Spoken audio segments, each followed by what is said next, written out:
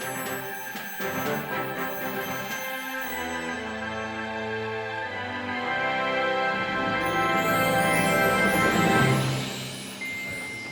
we got beautiful people from all over the world. Round of applause for them.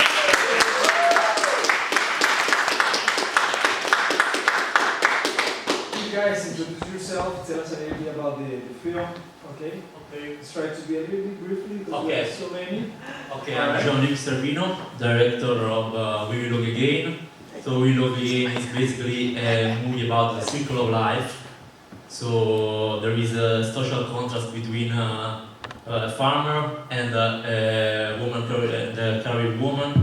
We have a lot of main thing is the circle of life, but there is a lot of other theme inside this movie.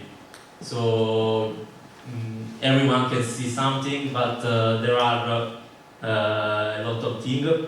Like I touched the LGBT them with a middle-aged man that wants to be a woman, but he is married with another woman, and she knows this, but she loves him, but he cannot do sex with him because he's a friend. He became a friend, so she knows this thing, but he accepts that his woman, that her woman goes with a gigolo. Then the artist is the important thing because the artist split her soul from their body because and the song says, "I don't need this. I don't need my heart. I don't need my body because what remains in life is my soul." My artistic things in that case. So I don't know. There is a lot of interpretation, but in the end, we will love again because there is the rebirth, maybe.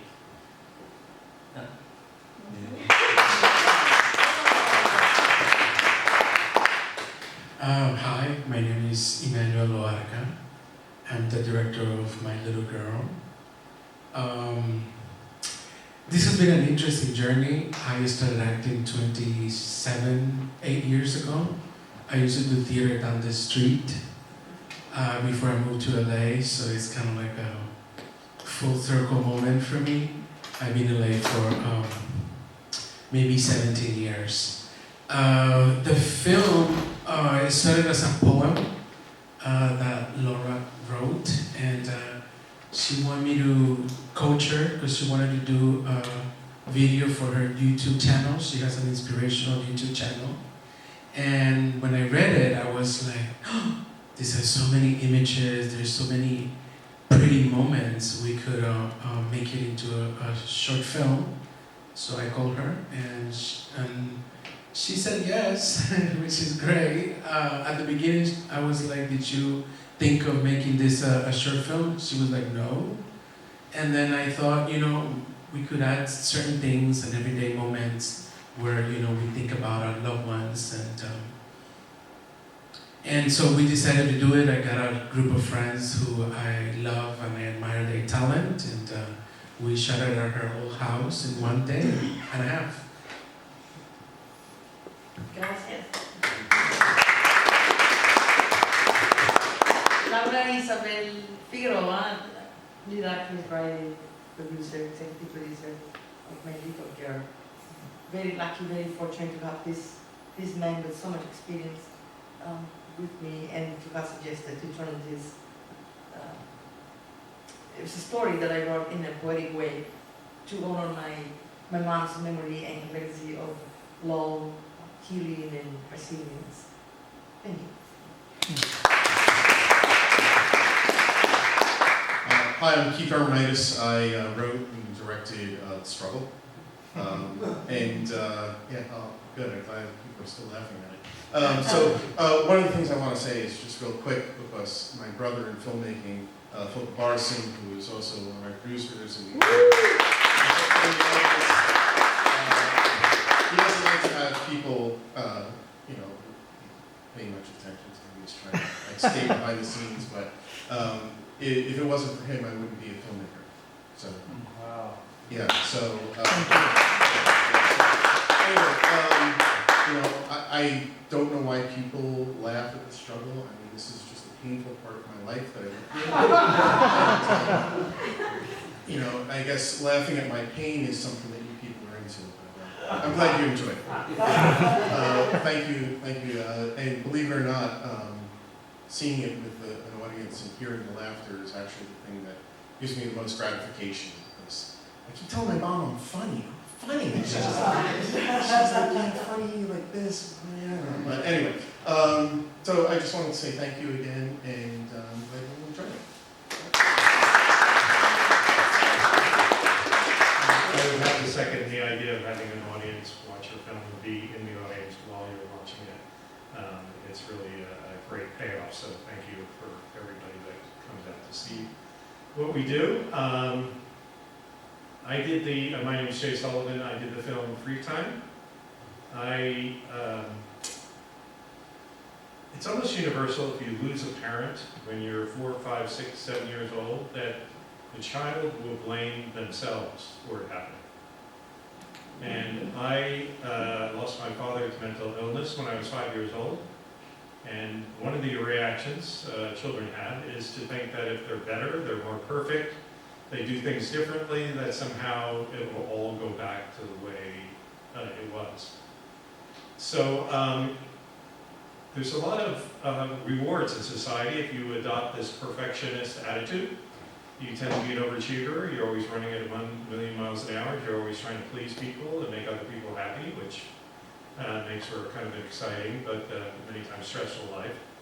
I decided about 6 years ago I wanted to rewire my brain to slow it down, to rewire to make choices where I wasn't always climbing the highest mountain. And this film that you saw today was one of 9 short films I made with just my hands and one object. So the idea was minimalism, simplicity, and it really challenged me to be creative on how to communicate something with just my hands and one object. And this one was about don't always fill your time with something new. And that was a habit I had for a long time.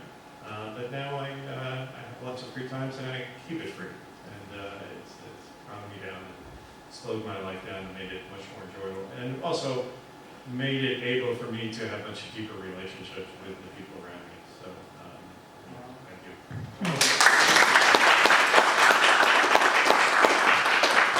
Hi, I'm Tammy. I wrote, directed, shot, edited, colored Spots, a film with the 2 little bunny boys. It's a film about connection and loss, connection with the natural world, with each other. And I made it with my son at the height of COVID as an attempt to reconnect with him because he plays too much video games. Hello, my name is Vincenzo Carubia, and I am the writer, director, and editor of Lunar Code's The Light. I'm the singer in the band as well. They're on my shoes here. There you go. Sporting the merch. Yeah, so The Light was inspired. I read. Here we go. I wrote it during COVID. Right at the beginning of COVID is when we started our band, and The Light was actually one of the first songs we wrote. It was actually in June of 2020, and it was right at the height of the Black Lives Matter movement. And it was very heavy in LA. I mean, it was heavy everywhere, but in LA there were cars getting set on fire right outside my apartment. And it was just like a really crazy thing to experience, and it felt like something that really needed to be written about, or something that in the moment I just felt really inclined to write about. So I wrote the song The Light, and it speaks about where we find our sanctuary during, really hard times, and everybody finds their voice in different ways. So the video, I really wanted it to encapsulate how everybody has a voice and everybody has a story and everybody's different, and no matter your preference or gender or race or all of that, we all have struggle, we all have trauma, we all have things that we deal with on a daily basis, and we all just at the end of the day want to survive this craziness. So it's really a song about like allyship and coming together through our differences and finding our voice through the hard times. So that's what inspired it. And I'm sure my band is really happy to be a part of this festival. And my cinematographer, Justin Aguirre, he's always honored to be a part of festivals as well. So I'm really happy with my team, and thank you, Darwin, for having me be a part of this. Thank you.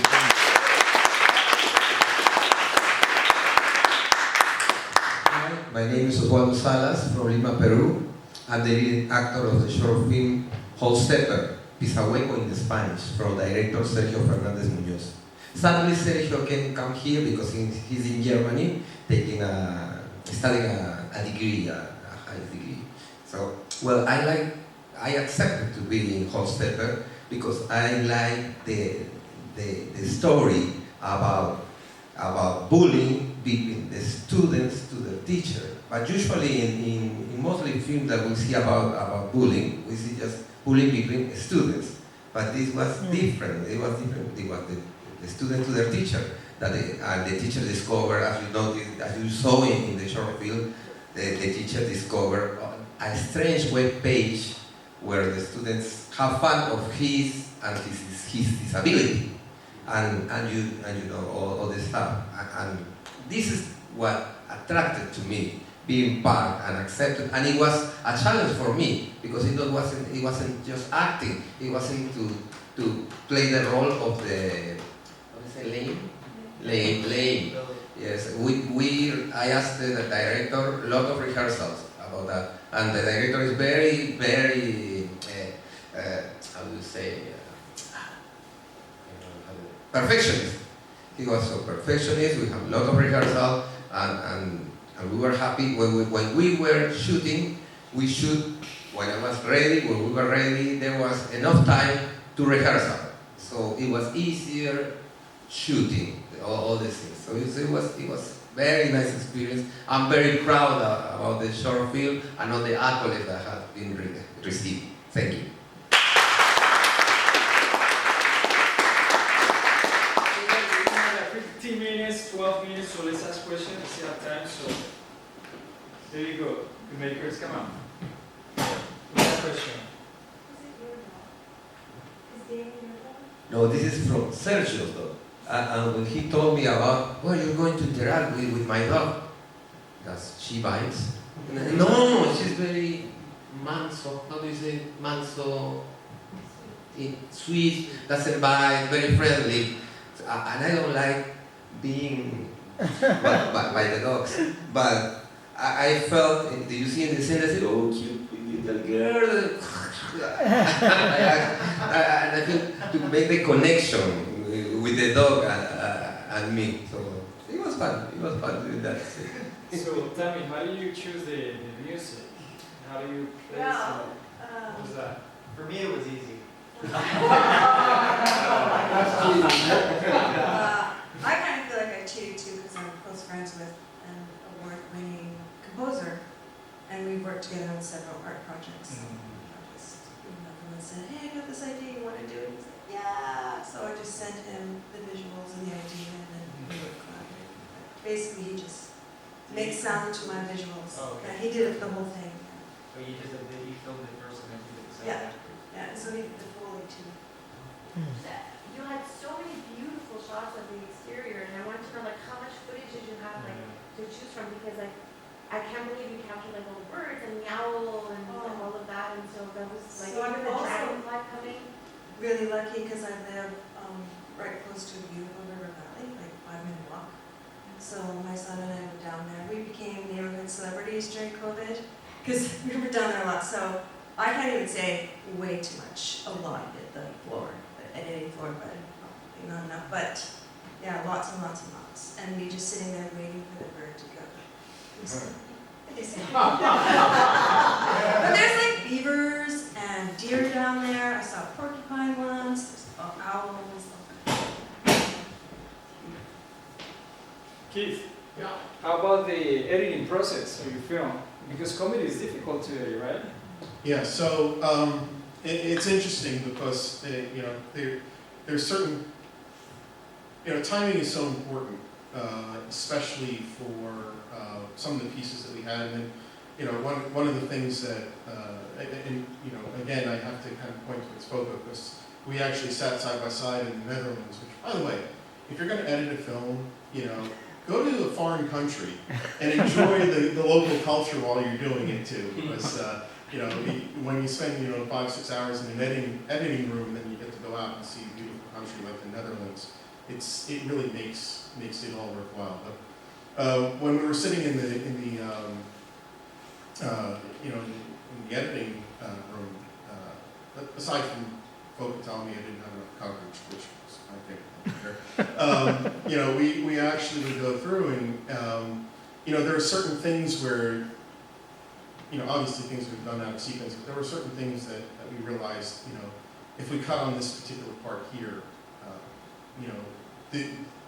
the laugh works if you do it here, but not elsewhere. And then the other part of it was that as we were starting to put everything together, like, there's the one part where he slams his hand down and then we go right to the title for the struggle.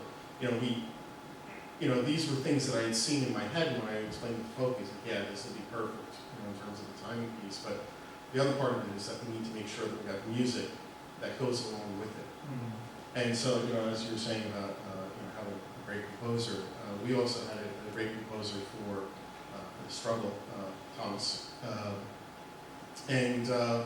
Originally when we were kind of putting the film together, we had a temp score that was done using the Deflator Mouse and then Bolero. So the first half was Deflator Mouse, and people have seen the Bugs Bunny cartoons will recognize the tune, and then of course Bolero at the end. And we were like, this works pretty good. And then I was like, I got this guy. And I was like, oh yeah, let's go meet him. Because no, you don't get to meet him. He goes, well, we get to talk. Maybe we'll talk. He's kind of like reclusive.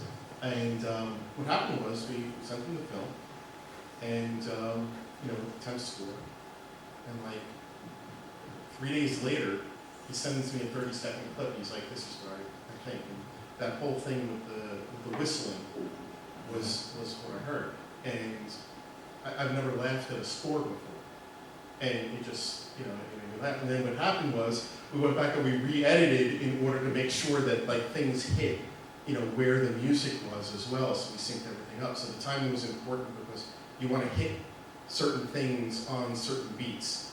And so, I always say the third cast member of that film is the score. So, in terms of editing is this it's a constant process of kind of like sanding something down until it's absolutely perfect. And part of that is not just the visuals, but it's also the soundscape and the score. And I just happened to get lucky because I had an incredible editor and had an incredible composer as well. And so it just all worked. It just all came together. So. Wow.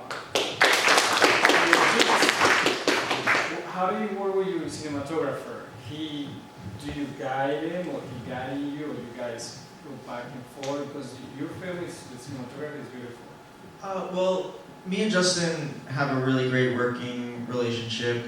I use him on every music video, and we talk really. I send a lot of photos of kind of references, and I'm always open to playing too. When we're there, I have an idea. I know these are the kinds of shots that I want, and he knows based on when it's outdoor, where the sun is, or where this is or that is, or interior, what colors on what wallpaper, whatever. He's just a genius like that. So he knows based on what I'm telling him what will look best, and then we kind of paint the picture together. And he's like, "Yo, bro, check this out," and he'll show it to me, and I'll be like, "Yeah, I really like that." 9 times out of 10, almost 10 out of 10, I like what he does.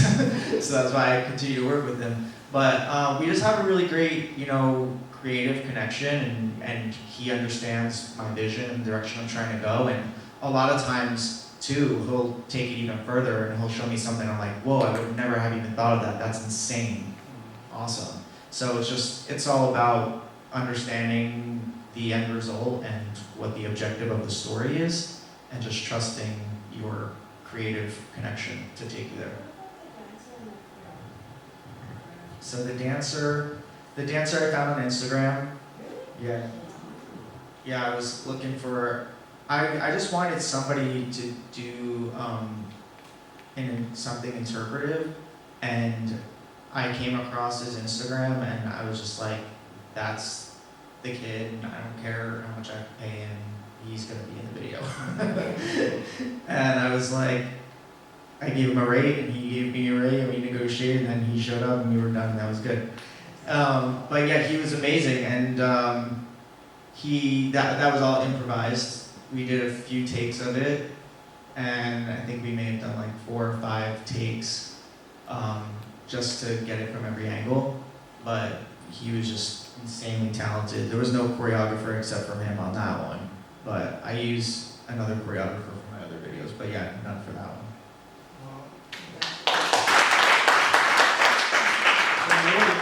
What was challenging making the La Niña for you, that process? What do you think? Many things? I think what was the most challenging part was that we were not working on a script. We were working from the poem, and I was trying to keep the poem intact. We didn't add or took anything out of it. I think that was the most difficult part of it, and convincing my friends to keep on shooting after 13 hours because I really wanted to get that shot of the hammock at night. And because we've been working all day, it turned into night, and I was like, now we could get this shot, and I could beg him a little bit for it. And I think that was it. And it was interesting because you're talking about the music, and when we shot that moment, we were trying to capture a lot of things that her relationship between her and her mother. And she had mentioned to me that her mother loved marimba music, which is the national instrument in Guatemala, like a xylophone made out of like wood. So in order to set that music and that mood, I played the Padre Nuestro that a musician that I know who did the music for one of our plays, that is a massacre. And he's from the town that it happened in Guatemala. He's a Mayan composer. And I just played it for Laura just to set the mood, and she loved it. So it ended being, in the film.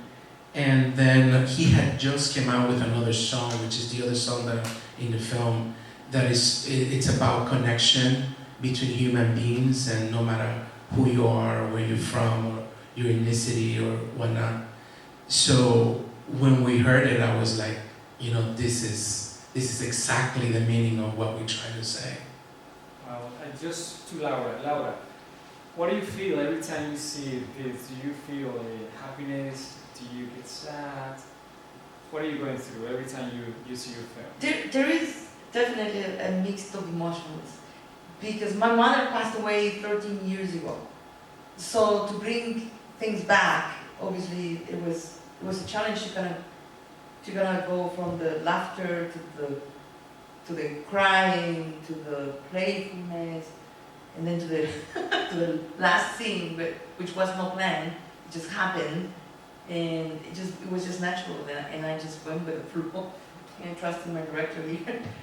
And so it's a mixed emotions. I feel joy, immense gratitude, deep inner reward that this has been complete, and that it's now being out. It's running through festivals, sending a message. Hopefully, that's the intention to people about how important it is to really spend as much time as possible with those that we love when we still have them among us. I think that's a very important message. And the resilience, because I wouldn't be here if it hadn't been for my mother, who told me my first letters, and then to have the opportunity, the blessing in life to take care of her, the last years of her life, and really connect to her, with her, at a human and even spiritual level, from woman to woman, and no longer mother to daughter, although we exchanged roles, and at some point I became the mother, she became a niña, meaning my little girl. And I was teaching her English. So to to see all of that story, all of that happened in just a few words, and then with all the scenery, definitely is beyond what words can express. And I'm sure that, or at least I feel her presence, we felt her presence all the time that we were recording. Everything that happened was a sign that she was with us. And even the woman that played the role, she picked among different capes, the one that was red, which is my mother's favorite color. So, or what's her favorite color. So, everything was very telling, even the trees, everything that appeared there has something to do with her. Wow. And this is an inside joke that I want to share with all of you. She doesn't know I want to share this. When I asked them to do the scene in the patio, I wanted to have some laughter between the mother and the daughter. The other actress is a fabulous actress, and she's also a comedian. So the whole time they're laughing at the director, because she's making jokes about me the whole time. So they were all laughing, and they didn't know that I heard them.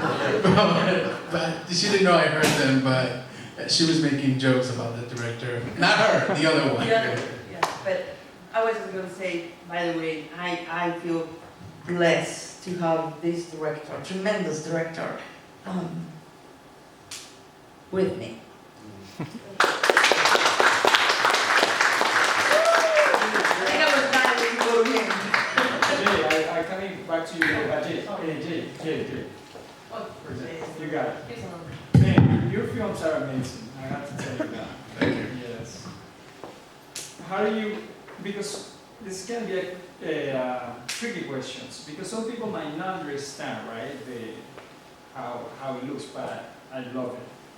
How do you project that vision so people can get a point? I have a artistic side to my brain, and I have a very practical side to my brain. So I went back to school a few years ago. I got my master's degree in fine art. And if you go to a fine art school and you do film, they'll say, less narrative, less narrative, less narrative, meaning less story, less something can follow, people can follow. And I like story, I like narration, the work I do now is kind of pushing the envelope of both those things, trying to figure out how to include enough narrative that people get it, but at the same time not use traditional storytelling techniques to accomplish it, or the traditional visual techniques. For about 30 years, all I did was shoot films for corporate clients. So I have a very strong basis in traditional storytelling techniques and commercial looks. So if you look at my work, a lot of it is very studio feeling, the lighting.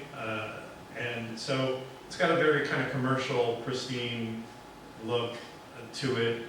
So 2 years of MFA school was all about destructing that and then trying to find a new look and a new voice. So I've become very happy with the idea that I'm just creating, and I would encourage everybody to consider this, is that the joy is in the making. And if you just have that joy, yes? Were you ever like a mime or something like that? What made you decide to go with your hands? Well, I'm an athlete, so the idea of using my body to move, and I was also very, very introverted for the first 25 years of my life. So I lived through my emotions in my body. So it's very easy for me to, and I had taken some mime classes, but that was when I was like 55 years old. But, I think I missed my calling to be a mime at some point. But I love Charlie Chaplin, is like one of my favorite screen actors. So, it's just kind of a thing that came together at a certain time in my life. And I loved working this way because for a long time I worked on a budget, with crews, with actors going into overtime, and now I can just shoot until I'm happy with it. And if I'm not happy, I just continue to shoot, and I go back to editing. And so It's just a really joyful time in my life for me in filmmaking, and I'm appreciative to Darwin and everybody else that comes and puts this on.